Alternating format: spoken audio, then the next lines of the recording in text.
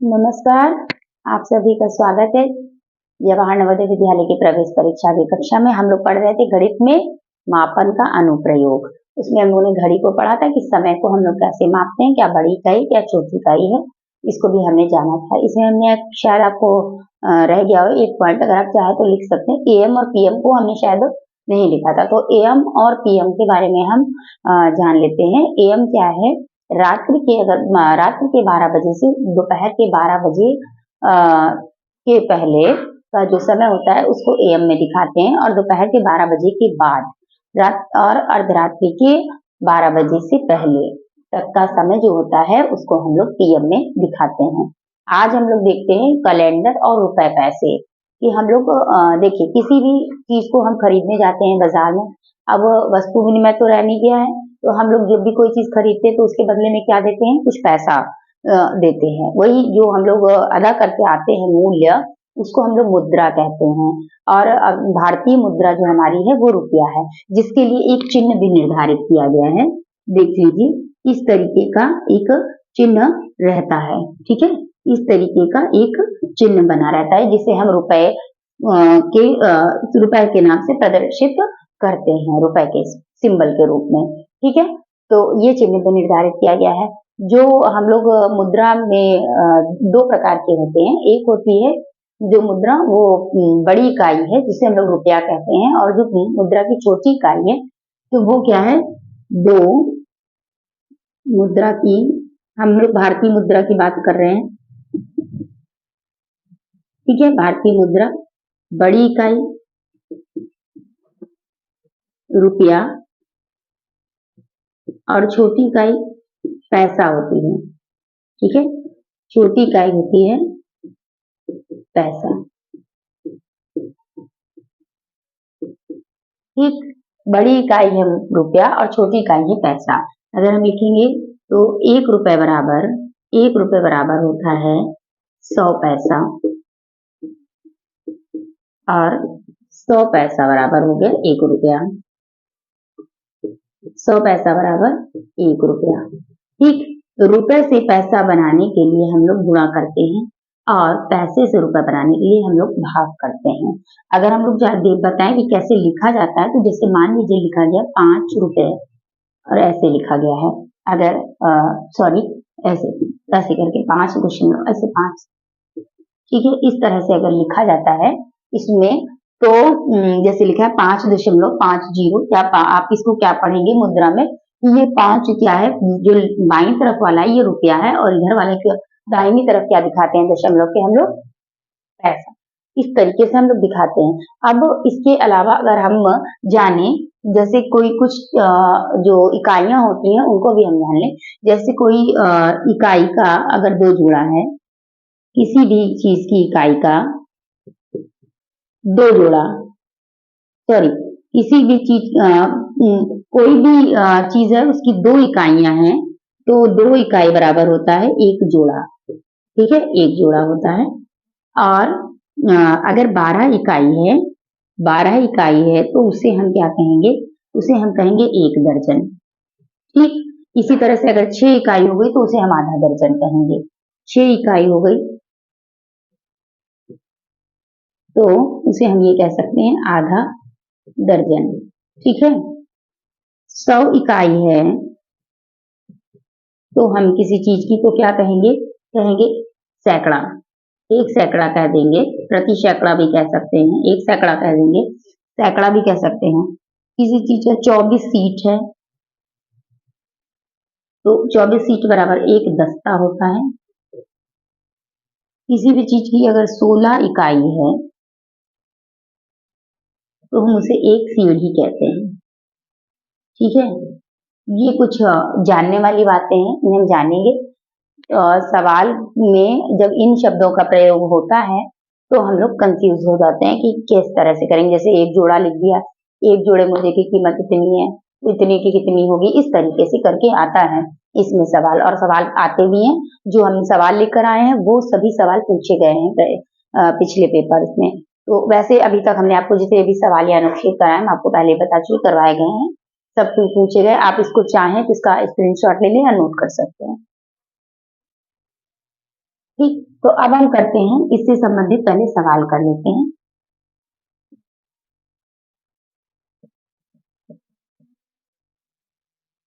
ठीक, अब देखिए पहला ही सवाल है कि 3 मीटर कपड़े का मूल्य 24.90 लिखा है, मतलब 24 रुपया 90 पैसा है।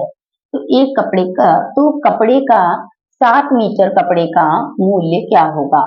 ठीक है, 3 मीटर कपड़े का ये मूल्य दे रहा है और 7 मीटर कपड़े का पूछ रहा है। क्वेश्चन नंबर 1 है।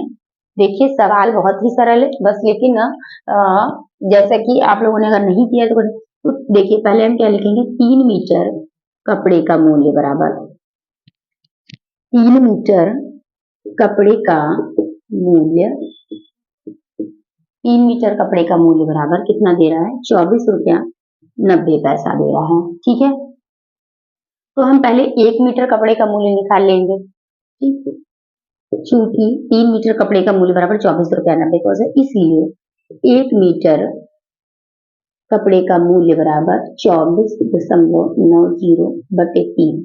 ठीक है, अभी इसको हम काट लेते हैं।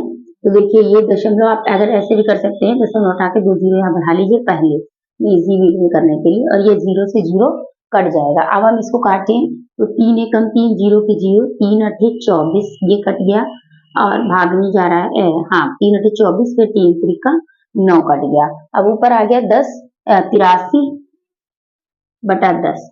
तो जैसा कि हमने आपको एक बार पहले भी बताया था कि हर एक संख्या के बाद यहाँ पे 0, तो इसका आंसर क्या आ जाएगा? 8.3 आ जाएगा। तो ये हो गया 1 मीटर कपड़े का मूल्य। 1 मीटर कपड़े का मूल्य हो गया 8 रुपया 30 पैसा। ठीक, अब क्या करते हैं, अब हमें क्या करना है, प्रश्नानुसार देखते हैं। 7 कपड़े का मीटर, 7 मीटर, अब यहाँ पर लिखेंगे 7 मीटर कपड़े का मूल्य बराबर, ठीक,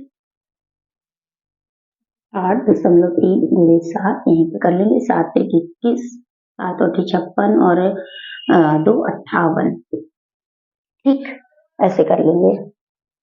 इसकी खास लेंगे 58, ये हमारा क्या आ जाएगा? ये हमारा आंसर आ जाएगा 7 मीटर कपड़े का मूल्य। ठीक, इसमें समझने में तो कोई प्रॉब्लम हुई नहीं होगी। नेक्स्ट हम क्वेश्चन अपना देखते हैं कि क्या है। नेक्स्ट क्वेश्चन है हमारा,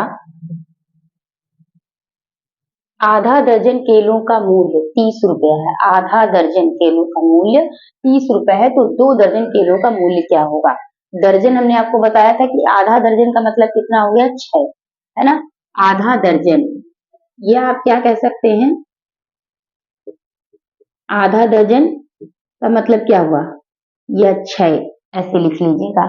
ठीक, 6 किलो का मूल्य, इससे हम ये समझ सकते हैं कि 6 किलो का मूल्य बराबर 30 रुपया। ठीक है, इसलिए एक पहले हम क्या करते हैं, 1 केले का मूल्य, इसलिए 1 केले का मूल्य बराबर, पहले हम 1 निकाल लेते हैं। 1 केले का मूल्य बराबर 30/6, 6 कम 6, 6 पंचे 30, 5 रुपया। ठीक है, ये हो गया। अब 1 केले का मूल्य निकला। अब वो कह रहा है कि बताइए 2 दर्जन केलों का मूल्य कितना होगा? तो 2 दर्जन का मतलब क्या होता है? 2 दर्जन बराबर 2 दर्जन बराबर 24 केले। समझ में आ गया? 1 दर्जन में हम आपको बताया था अभी, 1 दर्जन में कितना होता है? 12 होता है। आधा दर्जन में 6 और तो 2 दर्जन में 24, तो 24 केले का मूल्य हो गया। अब हमें निकालना है, तो 24 केले हो गए। 24 केले का, 1 केले का मूल्य है 5 रुपए, तो 24 केले का मूल्य कितना होगा? 24 केले का मूल्य बराबर 24 गुणे 5, 5 चक्को 20 और 5 दूनी 10, तो 12, 120 रुपया।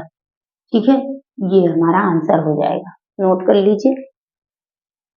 देखिए नेक्स्ट क्वेश्चन हम लोग देखते हैं, किस तरीके के सवाल मतलब रुपए पैसे में बनते हैं। नेक्स्ट क्वेश्चन है हमारा क्वेश्चन नंबर 3।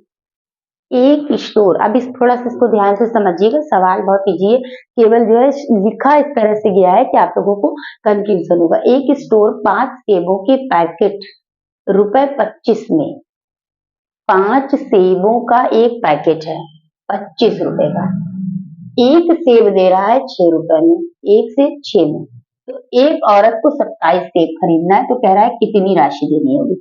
कुल मिला के सवाल पहले हमारा क्या है, सवाल जो हमसे पूछ रहा है, कह रहा है कि 27 सेबों को कितना पैसा देना पड़ेगा। कब? जब एक सेब तो 6 रुपए का दे रहा है और जो 5 सेबों का एक पैकेट दे रहा है, तो कहने का मतलब ये है यहाँ पर कि एक पैकेट का मूल्य है 25 रुपए। एक पैकेट का मूल्य कितना दे रहा है? 25 रुपया दे रहा है। ठीक है, एक पैकेट का मूल्य क्या दे रहा है? 25 रुपया दे रहा है। और एक पैकेट में सेब कितने आ रहे हैं? एक पैकेट में 5 सेब है। ठीक, औरत को खरीदना कितना है? 27 सेब खरीदना है, 27 सेब। ठीक, तो अगर 27 सेब को एक पैकेट में डिवाइड करेंगे तो 5 गुणे 5 बराबर 25 सेब हो गया, है ना? ठीक, और प्लस 2 सेब अलग हो गया, अब हो गया 27 सेब टोटल। अब ये देखना है कि एक पैकेट, अब उसको कितना यानी 5 पैकेट लेना, तो उस 25 सेब के लिए उसको कितने पैकेट लेने हैं? 5। ठीक, 25 सेब 5 पैकेट, 25 सेब बराबर किसके हो गए? 25 सेब बराबर 5 पैकेट। अब देखिए, एक पैकेट का मूल्य 25 रुपए है, तो 5 पैकेट का मूल्य कितना होगा? 5 पैकेट का मूल्य बराबर 25 गुणे 5 बराबर 125 रुपए। ठीक है, 125 रुपए। अच्छा, ये तो 5 पैकेट, लेकिन अभी 2 सेब और भी तो उसे खरीदने हैं। एक सेब का मूल्य बराबर 6 रुपए। ठीक, तो 2 सेब का मूल्य बराबर 6 गुणे 2 बराबर 12 रुपया, यानी 12 रुपया ये और 125 रुपया ये। 125 प्लस 12 137 रुपए, उसे 137 रुपया देना पड़ेगा। समझ में आ गया? देखिए हम लोगों ने क्या किया, इन्होंने लिखा है कि 5 सेबों का पैकेट, 5 सेबों का एक पैकेट बनाया गया है। ठीक, तो इससे ये पता चलता है कि एक पैकेट 25 रुपए का है और एक सेब 6 रुपए का है। उसे खरीदने कितने? टोटल 27 सेब खरीदने हैं। तो एक पैकेट में जब 5 सेब आते हैं तो 5 पैकेट में कितने आएंगे? 25 सेब आएंगे और 2 सेब और खरीदने हैं, तो 6 6 12 रुपए का 2 सेब ये हो गया और 5 पैकेट उसे खरीदने पड़ेंगे, तो 5 पैकेट 125 रुपए के होंगे। दो यानी इधर 125 रुपया पैकेट के लिए देना पड़ेगा, दो जो अलग से सेब खरीदेगी उसके लिए 12 रुपए देना पड़ेगा। दोनों को हम जोड़ लेंगे, कुल राशि जो उसको देनी पड़ेगी वो 137 रुपया देना। ठीक, नेक्स्ट क्वेश्चन देखते हैं। अब देखिए क्या है, अब हमको थोड़ा सा यहाँ पर ये हमारा रुपए पैसे से संबंधित हो गया। अब हमें क्या करना है, अब हम कैलेंडर को थोड़ा सा समझ लेते हैं। यहाँ पर डाल देते हैं कैलेंडर। देखिए कैलेंडर में क्या है, अब समझ लेते हैं थोड़ा सा यहाँ पर।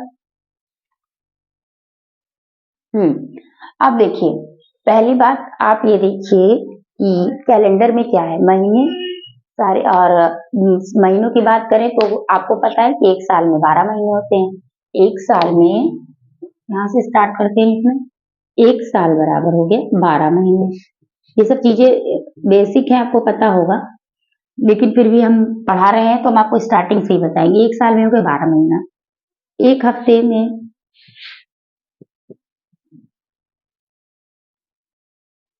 देखिए एक साल में 12 महीना और एक माह में 30 या 31 दिन,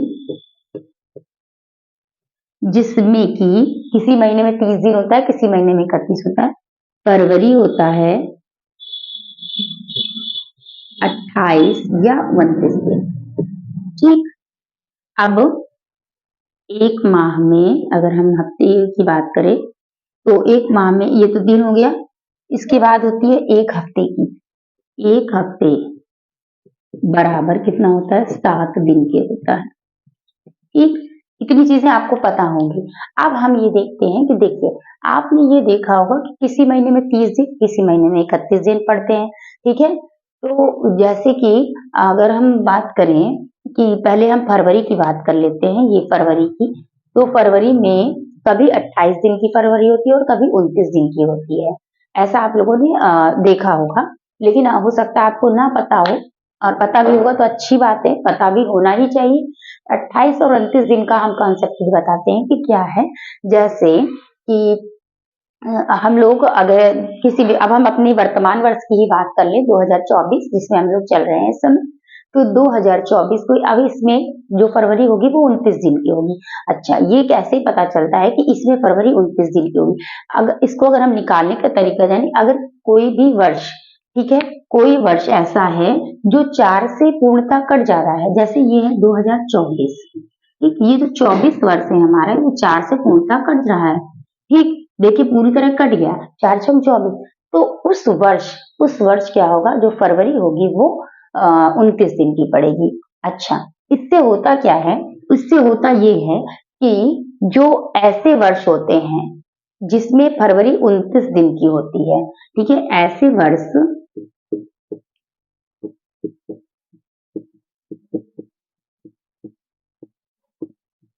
जिनमें फरवरी 29 दिन की होती है, उन्हें क्या कहेंगे?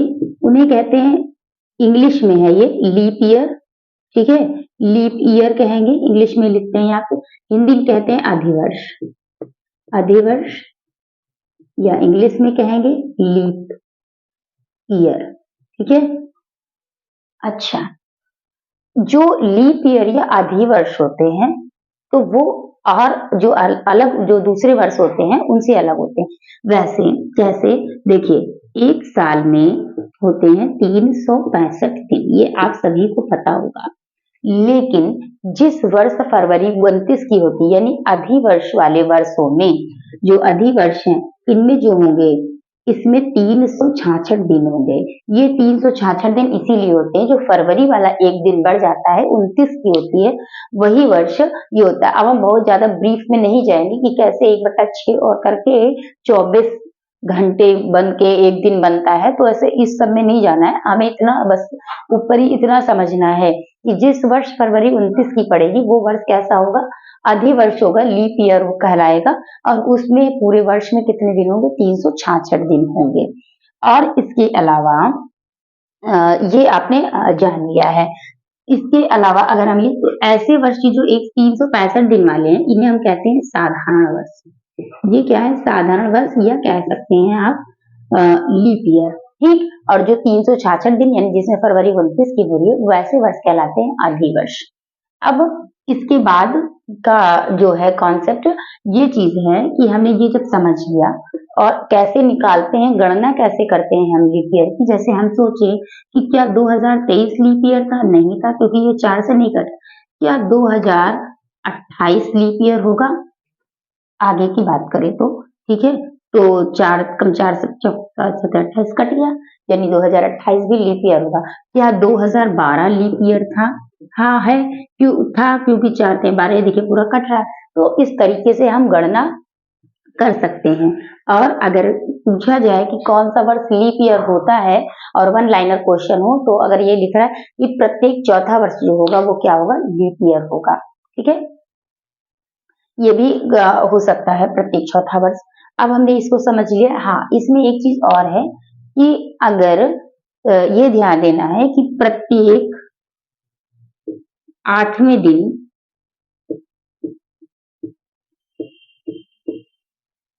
वही दिन होगा, मतलब हम थोड़ा थोड़ा लिख रहे हैं और आपको समझा दे रहे हैं। देखिए, जैसे हम ये कहें कि आज बुधवार है, ठीक, आज हमारे यहाँ, आज अगर देखते हैं तो आज 3 तारीख है।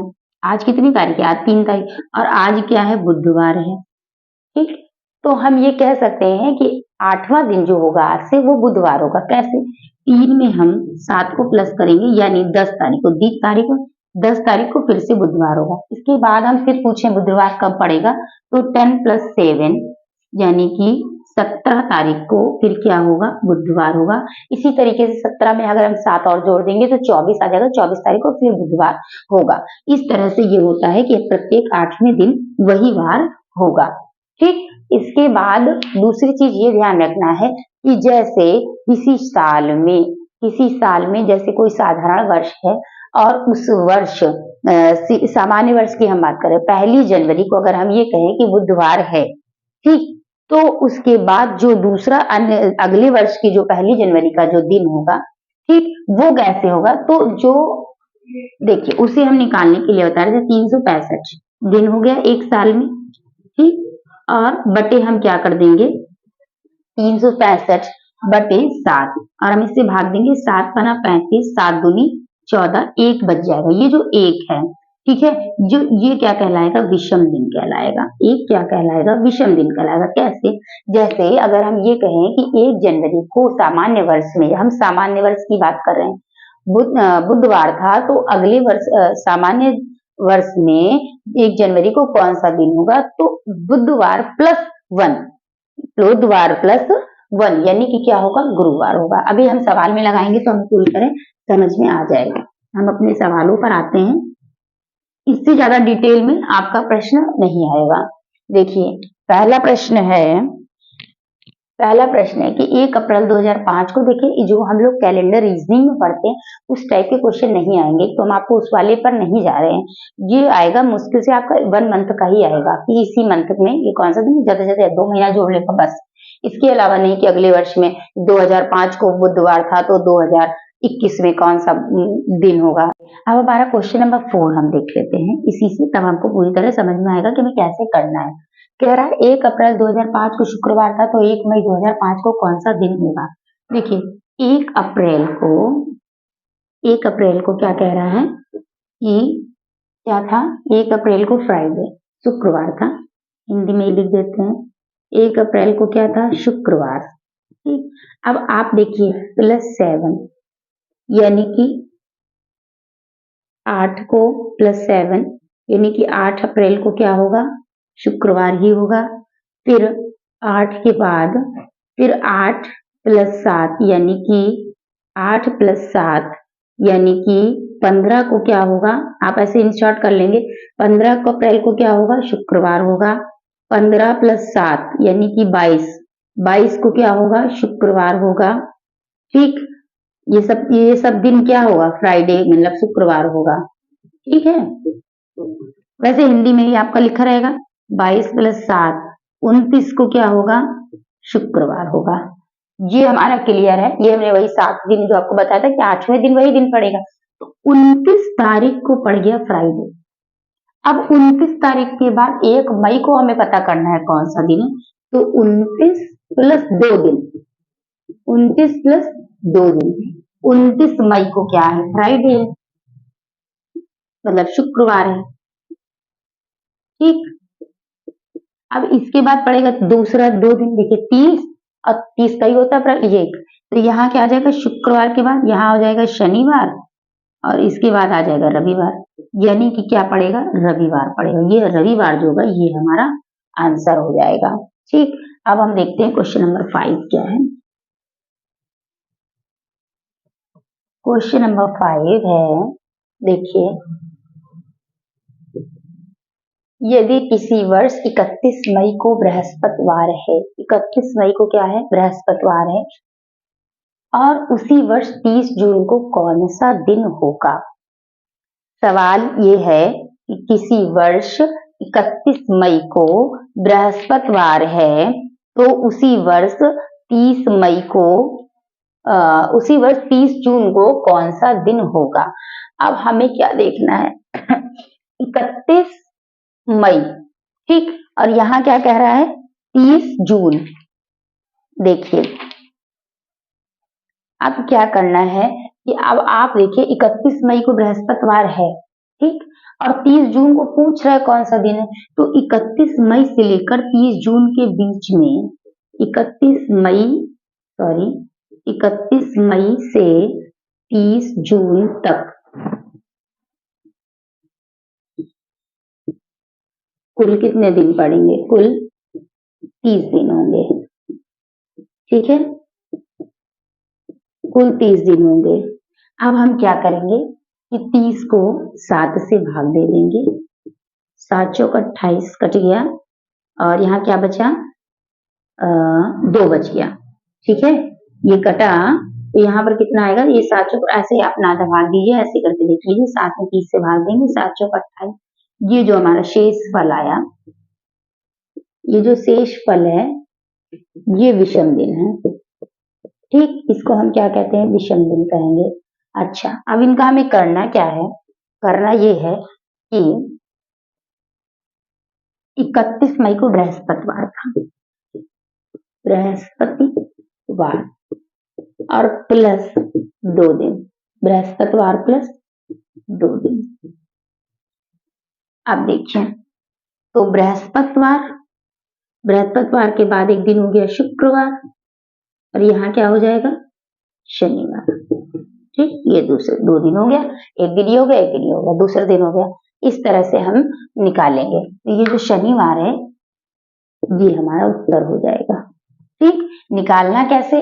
दिनों की गणना करने के बाद उसे हम 7 से भाग देंगे, जो हमारे दिन प्राप्त होंगे वही हमारे विषम दिन है और दिए हुए दिन में उन दिनों को जोड़ देंगे और अगला दिन को हम लिख लेंगे। देखिए अगला प्रश्न, एक विद्यालय शीतकाल में 15 अक्टूबर से बंद हुआ और 20 नवंबर को पुनः खुला। विद्यालय कितने दिनों के लिए बंद रहा? आप देखिए क्या है, कह रहा 15 अक्टूबर से बंद हुआ। यदि 15 अक्टूबर वाला दिन गिनेंगे कि 15 अक्टूबर को बंद था, अब 20 नवंबर को पुनः खुला तो 20 नवंबर को खुल गया है। ठीक, यानी हम 19 तक ही गिनेंगे। देखिए अक्टूबर में कुल कितने दिन होते हैं? ये हमारा क्वेश्चन नंबर 5, क्वेश्चन नंबर 6 है ये। ठीक है, अक्टूबर में कुल दिनों की संख्या, अक्टूबर में कुल कितने दिन होते हैं? अक्टूबर में होते हैं कुल 31 दिन।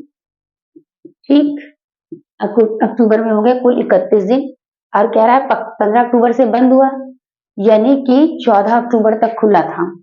ठीक, तो 14 दिन हम इसमें से घटा देंगे तो हम देखेंगे कितने दिन अक्टूबर में बंद रहा। 11 में 4 के बच्चे 7 हो गए, 17 दिन अक्टूबर में बंद था।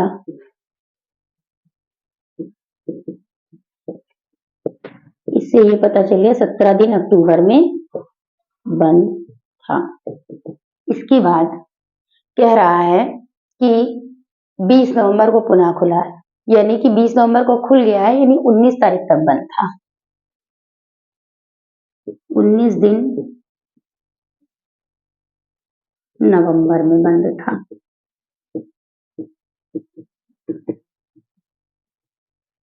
ठीक, 20 को खुल गया है। अब कह रहा विद्यालय कितने दिनों के लिए बंद था? विद्यालय कुल दिन बंद था बराबर, देखिए 17 दिन ये जोड़ लेंगे और 19 ये जोड़ लेंगे, आ जाएगा 36 दिन। ये हमारा आंसर हो जाएगा। ठीक है, हमें ध्यान ये देना है कि ये जो से और को लगा हुआ है इस पर हम, इन शब्दों पर हमें ध्यान देना है कि इसको जब खुल रहा है तो 20 को वाला तो वही माना जाएगा, उस दिन तो खुल गया, 19 तक ही तो बंद हुआ, तो इधर तो सीधा सीधा निकल रहा है। इसमें क्या है, कुल कितने दिन है और कब से बंद हुआ है वो हमें ध्यान देना है। अगला सवाल देखिए, ये लास्ट सवाल है। देखिए अगले सवाल में क्या कह रहा है कि 6 महीने 7 सप्ताह और 16 दिन मिलाकर कुल कितने दिन बंद हो, कुल कितने दिन होंगे? देखिए जब कभी इस तरीके का प्रश्न आता है, केवल ऐसे, ये नहीं कह रहा है कि सामान्य वर्ष, ये महीने का नाम नहीं दे रहा है कि जनवरी फरवरी मार्च अप्रैल, कुछ भी नहीं दे रहा, सिर्फ ये लिख रहा है कि 6 महीना। तो हमें क्या करना है कि सीधा 30 से गुणा कर देना है। 6 महीने बराबर 30 गुणे 6 बराबर 6 0 0 6 3 18 180 दिन। सीधा 30 से गुणा करना, ना में 31 सोचना है ना कुछ सोचना है। और 7 सप्ताह बराबर 7 सप्ताह बराबर 7 सप्ताह 7 7 सप्ताह क्या, एक सप्ताह में 7 दिन, 7 सप्ताह में कितना होगा, तो 7 गुणे 7 बराबर 49 दिन। इसके बाद क्या कह रहा है, 16 दिन। ठीक, तो ये 16 दिन और जोड़ देंगे यहाँ पर, तो हो गया 9 6 15 की 5, हाथ से लगी 1, 8 1 9, 4 13, 1 14 4, हाथ से लगी 2, 14 4, हाथ से लगी 1 1 और 1 2, 245। देख लीजिए, 8 9 6 15 की 5, हाथ से लगी 1, 8 1 9, 4 13, 1 14 की 4, हाथ से लगी 1 1 और 1 2, 245 दिन। ये हमारा आंसर हो जाएगा। ठीक, तो हम लोग मिलते हैं कल के नेक्स्ट क्लास में। तब तक के लिए नमस्कार, जय हिंद, जय भारत।